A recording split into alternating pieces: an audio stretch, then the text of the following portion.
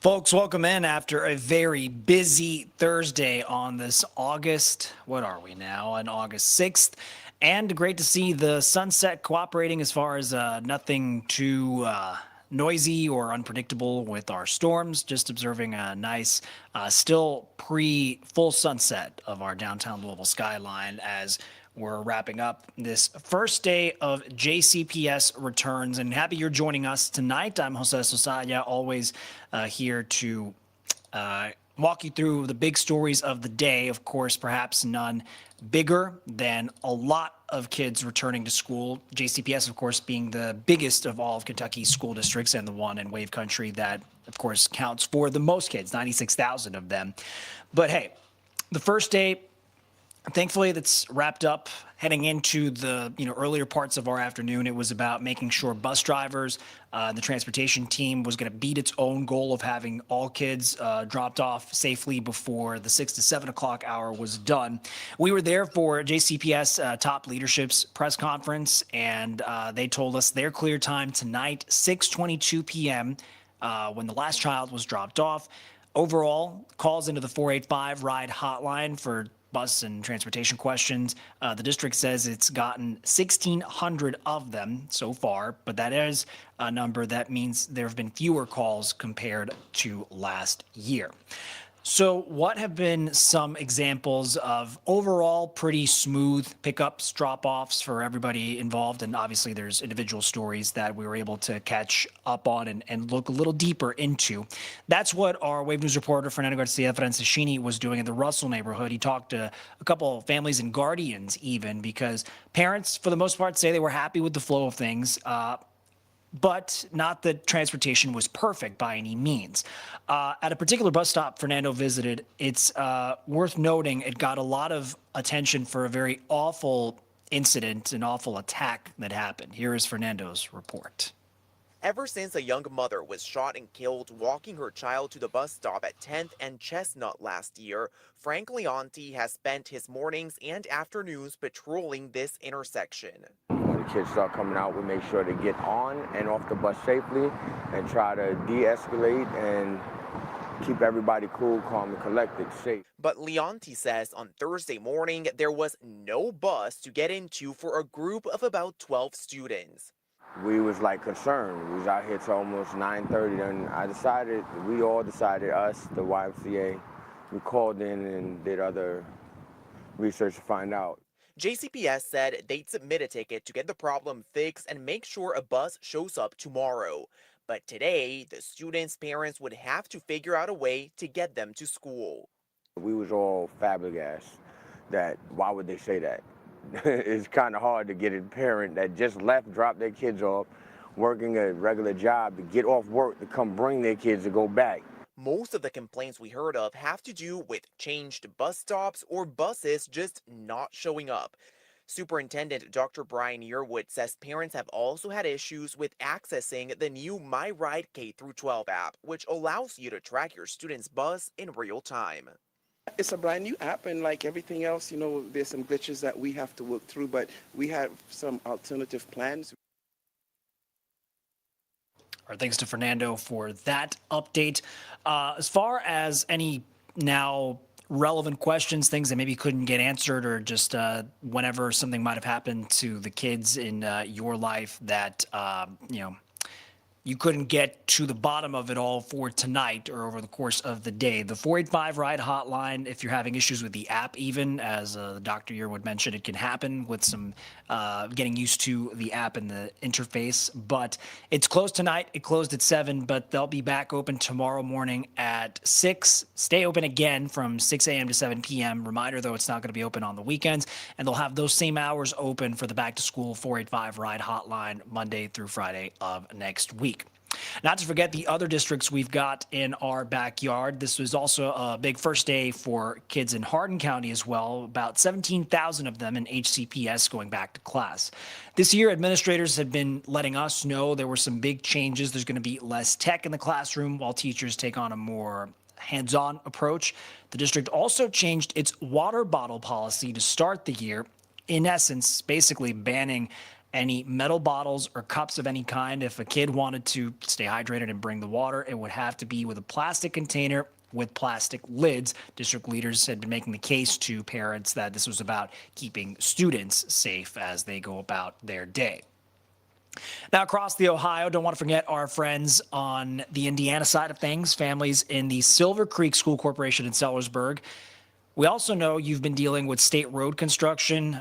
For a lot of parents, that was sort of another potential stressor as you're trying to get the kids on time to campus, but the buses as well. So we spent some time over there. A local coffee shop owner tells us he's just wishing this project would go a little faster so the town can get back to its normal traffic.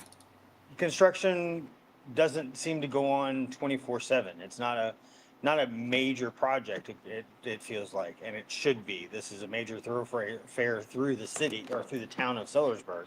So it just doesn't make sense to not get it done and get it done as quickly as possible. I wouldn't mind seeing crews out here 24/7 to get it finished sooner rather than later, because they have had days where they can't do anything during the rain or whatever, but they're not. It feels like they're not out here just making up the time. So it's understandable to sort of see that frustration, just wanting to see it get finished. The work is on US 31. It's not going to finish until a little later in the fall. Right now, parents, they have to take their students to a designated drop-off area because there is no safe crosswalk on US 31. Another thing for parents then to have to keep in mind. One big story that perhaps could have affected a lot of traffic on the interstate. This might have been for bus routes or even families who might use this particular interchange for our local highways. What we are still waiting for, unfortunately, is to learn the names of the two men who were killed and what happened here. This is a FedEx tractor trailer that crashed on the ramp from 65 southbound to the Waterson East. So as police explain it, this happened around 5 in the morning.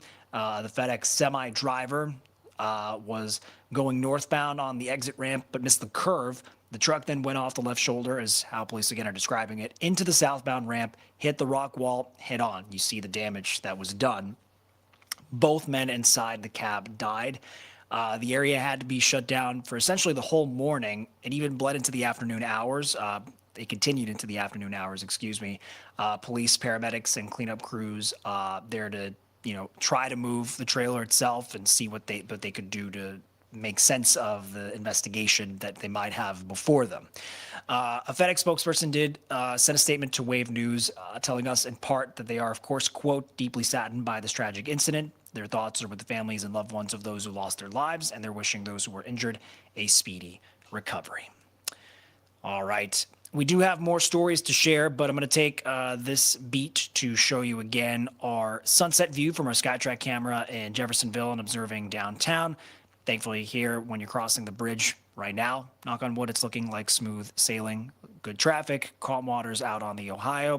The 85 degrees is just something we're in a summer pattern, and later on tonight at 11, of course, Chief Meteorologist Kevin Harden will explain what our rain chances are going to look like, of course, how it tapers off as we go deeper into the weekend and when the rain will come back. So we'll touch on that later for tonight. But coming up in the Wave News Extra live stream next, it's an update on an investigation. Was a deadly liquor store shooting in Shively. 4 men shot, one of them who died, and now updates on who police think had a role to play in the tragic outcome. An update from Washington, the Senate's Majority Leader John Thune on now, we know Senator Mitch McConnell going back home to recover from his medical emergency that got him to the hospital. His thoughts on whether or not the senator seems able physically to withstand and to fulfill those promises of the job, and much more going on that has been covered by our Wave News reporting team that we'll touch on as we'll be right back after these messages on Wave News Extra live in the Wave Now studio.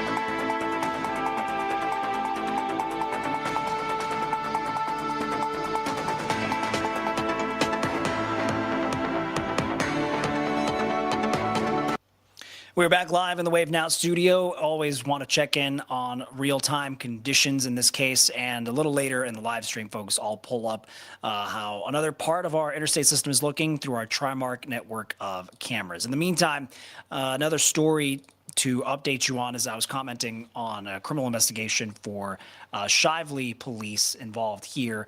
What we learned is breaking news, and we shared with you earlier this afternoon, was police did arrest a second person, and they're upgrading charges on someone who's already in trouble, in custody, for this shooting that involved 4 victims. So the 4 men shot, and one of them did die. So there you have sort of the confirmation of the deadly circumstances of it all. But police telling us the names beyond just Terrell Gray, who we know was involved, but Delonte Hooper now both charged with complicity to murder. Gray also charged with being a felon, having a weapon. So the scene where it all happened, HK Liquors on Ralph Avenue, this was back July 11th. Dante McGinnis was the victim who died.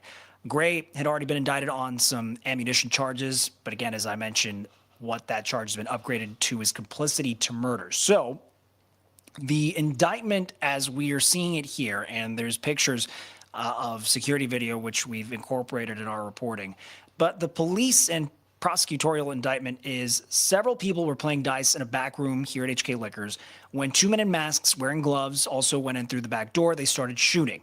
That Terrell Gray was part of the game, but police say he grabbed some cash during the robbery, and video shows the gunmen never pointed their weapons at Gray.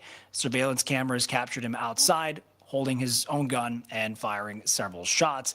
And the cameras even captured some audio of what was said outside on the store's surveillance system. Gray is heard telling someone he was, quote, ready to fire in the air, because, as you see in the graphic from the reports that have been filed in court, and then apparently using this phrase to someone else out there, letting someone know, quote, that's me, gang. This is, again, in reference to Gray, who is in the Oldham County Jail tonight. Mind you, all this is happening while HK Liquors is still trying to work with Shively ABC to regain its full status for its liquor license. From Washington, the big story is the update on Senator Mitch McConnell's medical recovery, because now, almost 2 months after his initial emergency, they had to take him in an ambulance to the hospital, and his long stay, McConnell says he's been released from, the hospital premises or anything from the doctor's direct supervision there, and that he's resting at home. Now, unlike the last 2 updates, which we've gotten, and then subsequently you've seen that shared all over TV and social media, this one doesn't come with a new photograph showing the senator with his wife, Elaine Chao, but the office saying the senator did write a statement, quote, Elaine and I are grateful for the many well wishes and support from friends, colleagues, and Kentuckians, and for the attentive care I, in this case the senator, received from excellent doctors, nurses, therapists, and hospital staff. McConnell also says he's going to continue his, quote, intensive physical therapy regime at home, and that he will also, quote, continue to engage with staff and colleagues on important Senate business. So that's the context for it now as the week progresses, and we're learning Mitch McConnell is going to, be home, continuing his recovery. This morning, from our partners with Gray Media in Washington, D.C., our Molly Martinez talked to Senate Majority Leader John Thune, a fellow Republican with Mitch McConnell, but Molly asked Senator Thune specifically about the latest with Senator Mitch McConnell's return to business and the time that is left to be able to make a difference for the Senate. What's going on with Mitch McConnell? The leader, I refer people to his staff. He's in rehab. When was the last time you spoke to him? It's been a while. It's been several weeks since I've talked to him. But I know that others have. The chairman of the Ag Committee, John Bozeman, he's a member of the Senate Ag Committee. And so as we consider this Farm Bill markup, there were conversations that he had with him. But I haven't spoken to him in a while. Do you think the American people deserve to know if he's of sound body and mind to serve, if he's fit for office? There's been a lot of question about the evidence that's come out, these photos, whether or not they're doctored. There's just a lot of questions, and people want to know answers. Yeah, and there are in this day and age a lot of conspiracy theories, and of course with doctoring and AI and all that, so there's all kinds of stuff that gets done on social media. But I think at the end of the day, as far as I'm concerned, those are issues that are between him and the people of Kentucky, the people he serves and represents. we've had numerous examples in the past few years, both sides of the aisle, Republicans and Democrats, who've been gone for long stretches of time. My counterpart from South Dakota, Tim Johnson, was gone for, I want to say, 6 to 8 months, battling something that, a health condition, and that's been true for Dianne Feinstein from California, was gone for a long period of time. On our side of the aisle, Mark Kirk. So there have been, examples of this in the past, and I don't know what the expectation would be for us in this case. I do think in the end it always comes down to, somebody who is elected to office is responsible to their voters and the people they represent, and I think ultimately that's what, how that ought to be handled.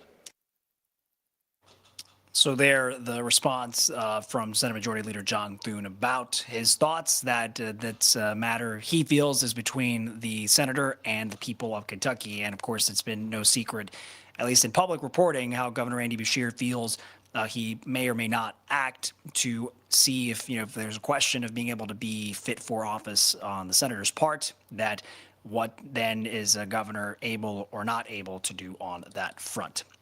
Let's see, I was trying to bring us back with this video. That's what I was hoping to play. For this next story, because also talking about Governor Andy Beshear, because today he was laying out his new rules for companies planning to build data centers in Kentucky.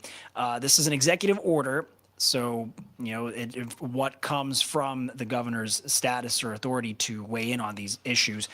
But according to the EO, this would prevent facilities that are data centers from impacting electric bills and the environment in Kentucky. So you saw where he was in the podium doing his Team Kentucky update. Beshear saying that these companies must prove to state leaders that their project won't impact Kentuckians' utility costs, and that this would ban electric companies from raising prices to cover the cost from data centers. Here's what he had to say in part on that. To be clear, this order doesn't say yes to any data center. That is up to the local community. But it does say no to any center not meeting these requirements. So there is that from the governor in part. And he also says project leaders need to prove that the data center won't also affect air quality, water, any nearby wetlands or natural resources. And, we stay on top of it here in the Wave Newsroom that across Wave Country, there have been several local governments. We know they've either passed, are debating about passing, or maybe considering putting these moratoriums, the temporary pauses on these data center projects in an effort to consider, are the zoning requirements up to the most modern standards or expectations? Can they weigh in? Would they rather look at more research to see if this is something that maybe their respective communities and the zones will withstand and handle? So just for keeping that in mind as the EO was laid out. There was an official, actually a couple of responses on either side, whether you're Republican or Democrat. But in this case, Senate hopeful Charles Booker putting out a statement commending Governor Beshear, quote, for taking action and putting Kentuckians first. Booker continues, we both know how important it is that we bring good new paying jobs to Kentucky, but that can't come at the expense of our health, safety, or our future. The statement goes on. Booker, of course, facing Republican nominee Andy Barr this November for the Senate seat currently occupied by Mitch McConnell. What I want to read here really quick, and I'll bring us back to full camera inside the studio, was the response from the other side of the political spectrum from Senate President Robert Stivers, Kentucky Senate President, Republican, about the governor's executive order. Stivers writes, and I will quote the key words here. It's about time the governor came around to the legislature's way of thinking. His executive order largely echoes the same principles he, Stivers, outlined in a recent opinion piece. If data centers require new infrastructure, the developers should bear the cost, not Kentucky ratepayers. Robert Stivers going on to write here, though, if we're going to establish a lasting framework for data centers, it should be done the right way through the legislative process with input from all involved parties. Stivers writing further on, quote, that's how you produce sound policy that protects ratepayers, respects communities, and provides certainty for businesses investing in Kentucky. So very much a story that is on a lot of people's minds over the course of however this is going to play out in the moratoriums that obviously might still be coming, or the ones that are already in place, and when those expire, what do local governments plan to do next when they're presented with permits and applications for these data centers to come into town? Another big story from the course of the day, and this is also the hard work that the Wave News team has been doing and the troubleshooters in particular here. It's the business in court surrounding ex-officer Nick Houck. Last name rings a bell because Nick is the brother of convicted murderer Brooks Houck. This has to do with the Crystal Rogers murder case. But Nick is now charged with perjury in the investigation into when Rogers disappeared back in 2015. And we learned that his case is going to move out of Nelson County. The question now is, where is it going to go? Our troubleshooter, Lena Noakes, has more from the courthouse and a conversation with someone you've heard from before on the Wave News Extra live stream, our legal expert, Leland Hulbert. But here is Alina's latest update on the matter.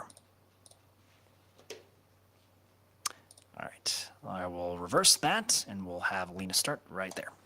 This effort to move Nick Houck's case out of Bardstown comes as no real surprise. His brother, Brooks Houck, had a similar effort last summer, resulting in his case, as well as his two co-defendants, being moved to Warren County. Judge Charles Sims is only giving until the end of the month for both parties to decide where Nick Houck's case will play out.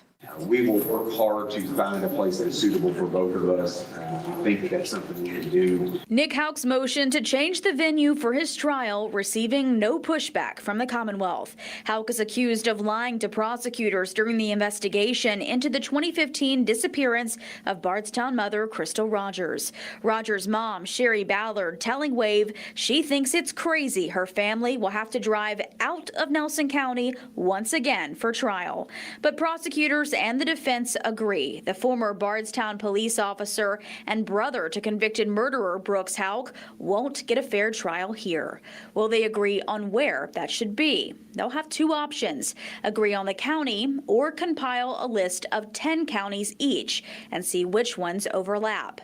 The decision on relocation would then be with Judge Charles Sims, who wants a selection by August 28th. The venue change, I don't think it's a battle. It's more of like everybody, it seems like everyone's in agreement. It's not if, but when and where. In Brooks Houck's trial, his attorneys requested the trial be moved to Boyd County or Davies County, but Judge Sims wanted it moved to a much larger area that could handle a high-profile case, picking Warren instead, the state's fourth most populated county. We got a litmus test with the first two, they chose a larger county. So my guess is favoring a larger county. I mean, who knows, it could be Louisville. Legal analyst Leland Hulbert thinks the process will be much the same this time around, with the same factors at play. There'll be a lot of speculation, but at the end of the day, when you're there in front of 12 jurors and a judge and the same people, you know, it's just about the evidence. Again, Judge Charles Sims is only giving until August 28th for both parties to agree on where this case should end up next. In Bardstown, Alina Noakes, Wave News. Thanks to Alina, and rest assured we'll be there to cover wherever that eventual trial starts, the decision coming from Judge Sims, and we'll let you know about any updates in court. We're going to take a break, but not before we take a look at our Trimark network, and love to see the traffic looking smooth, no weather causing any hiccups, and no major crashes or stalls out here on I-65 at Eastern Parkway as we're rounding down our Thursday evening. We'll be right back with a connection from our partners reporting on a very not wide-ranging, I should say, but a cold case with very interesting connective ties here in the Bluegrass State and extending all the way out to Oregon. And we'll touch on that a little bit later as we take a quick break. We'll be right back with Wave News Extra Live in the Wave Now studio.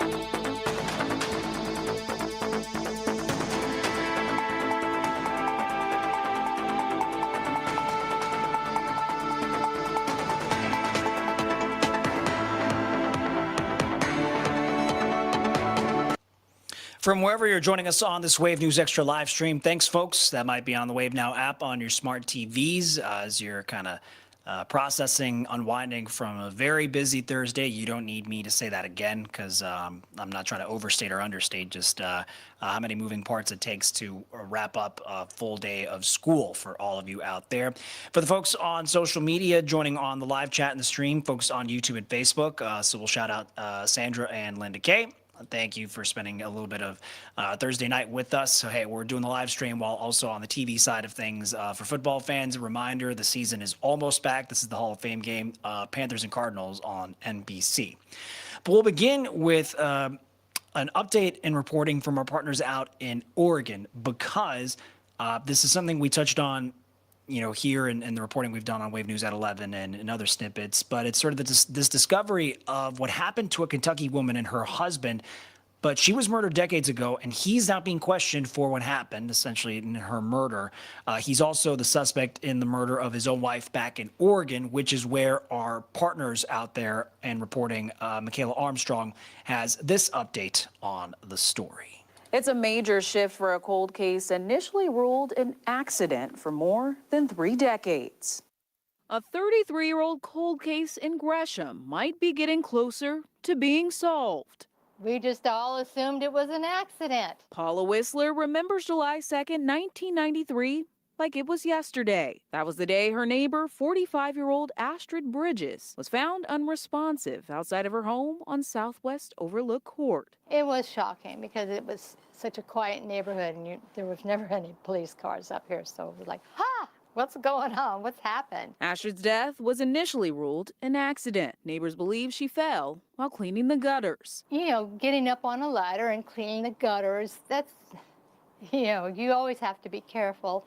And accidents happen, so we just always assumed it was an accident. But Gresham police now say that's not what happened. They are investigating Astrid's death as a murder, and her husband, John Bridges, is a suspect. Identifying Mr. Bridges and identifying that we consider him a suspect is a significant step for us. It's not a decision we take lightly. Detectives traveled to Missouri, where Bridges lives now, to serve a search warrant. They are also working with detectives in Kentucky who are investigating the death of Bridges' first wife, Joyce Mabel Bridges. Her death was also initially ruled accidental, but later determined to be murder. Obviously would hope that there's never a miss like that where something is classified as accidental and later comes back to be a homicide. We have investigative techniques that just were not available, didn't exist, and really couldn't have been contemplated in 1993. We asked Whistler if she ever suspected anything living near the couple, and she says this is a complete surprise. No, because they were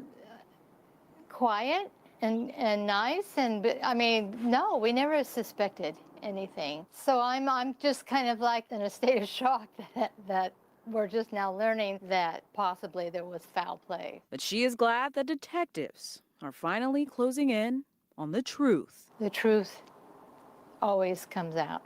We'll learn the truth, and probably now sooner than later. John Bridges is currently in Missouri and has not been arrested. We're working to learn more from investigators in Kentucky. It's not clear if Bridges is officially considered a suspect in that case. Gresham police are asking anyone with information about Astrid's death to contact the department. In studio, Michaela Armstrong, Fox 12 Oregon. All right, thanks to Michaela Armstrong and Fox 12 out there for at least providing more of that context for what would have happened out in Oregon all those years ago in 1993. All right, in this next story, I'm going to go ahead and let's see if we can bring up the video. I was hoping for this and recognize the face of Health and Human Services Secretary Robert F. Kennedy Jr. there. But the department, HHS, that was the big story out of this week, decertifying a group that does organ donations based out of Kentucky, Network for Hope. Secretary Kennedy confirming that in Lexington on UK's campus this week. And our partners doing much deeper reporting with what happened to Richmond resident TJ Hoover. And of course, they talked to his sister, Donna Rohr, in October of 24 about what happened to TJ Hoover. If you remember when that reporting was back in 21, He was admitted to Baptist Health Hospital. He was having cardiac arrest, deemed a code blue for doctors, essentially fearing the worst outcome. The day after that happened, his family decided to take him off life support. They then learned he was an organ donor. So, of course, you think the next sequence of events would have made sense, that they would have used his organs to try and save someone who was on the waiting list. But his sister, Donna Rohr, says during the honor walk, before the organ retrieval surgery, his eyes opened.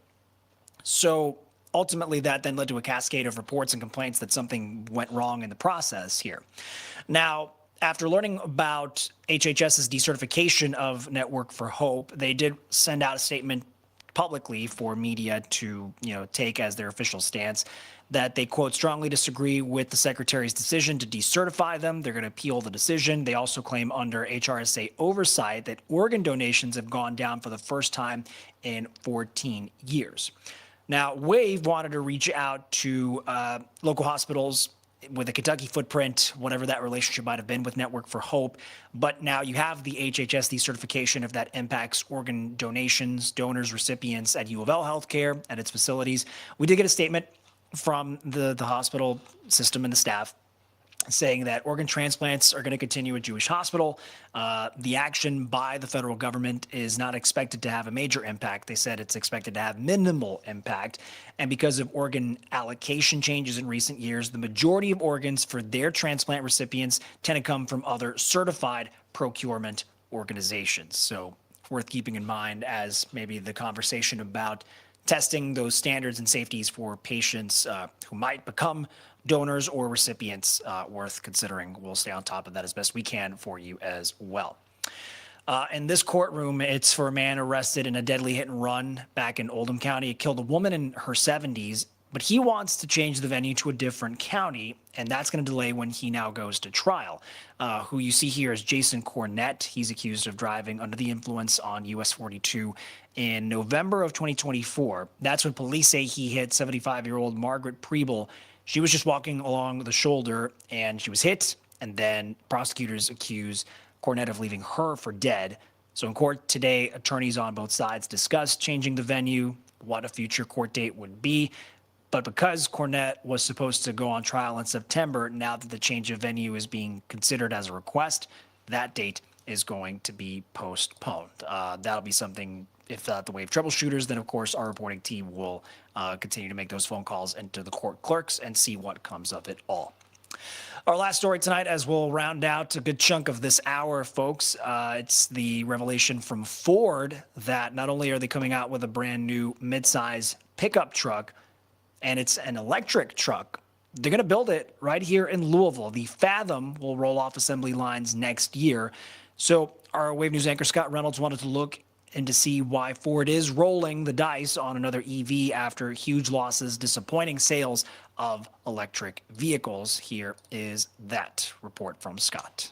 No pictures released yet of the Fathom, just Ford depicting mostly young people enjoying adventures on its website announcement about the truck.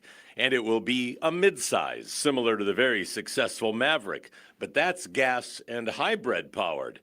The Fathom will be made on an entirely new $2 billion retooled assembly line at LAP that for years built the Escape until sales dwindled.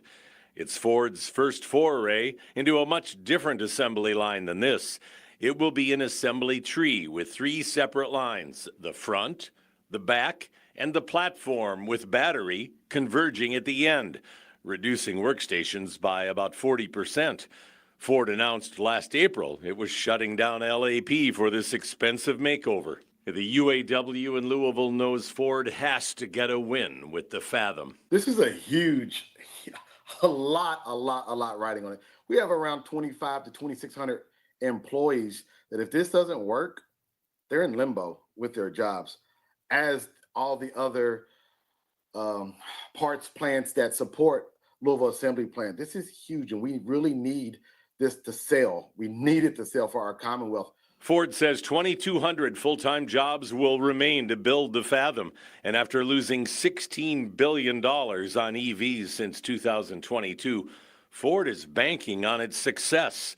The company's full-size electric pickup, the Lightning, had dismal sales, less than 20% of the projections of 150,000 a year.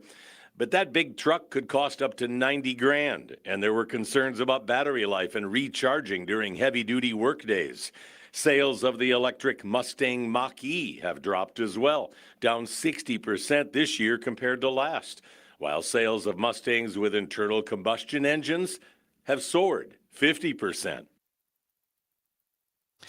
And in Scott's report, just as a tail end here, Ford says in its stance that it thinks it's providing affordability to the market out there. The Fathom would start at around $30,000 for a midsize EV truck.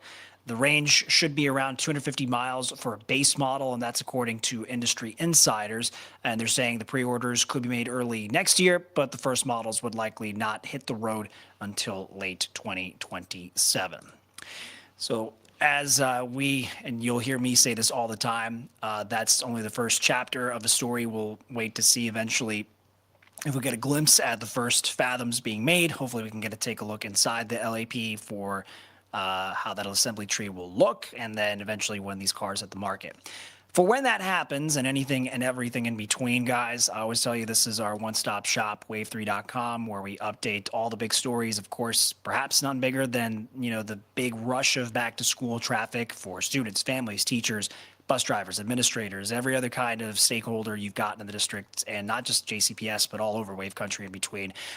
Share your photos. We love to talk about that. We'll share some if we can tonight on Wave News at 11. We've got the other stories kind of here at the top, filling out the bottom section, everything we've got going on with our Wave Originals, our troubleshooters investigations, the forecast, our sports team, Grey Gods, like I said, anything and everything in between. So you hear me mention the forecast. Kevin Harned going to join us tonight for Wave News at 11 to get closer to the weekend. How do our rain chances look?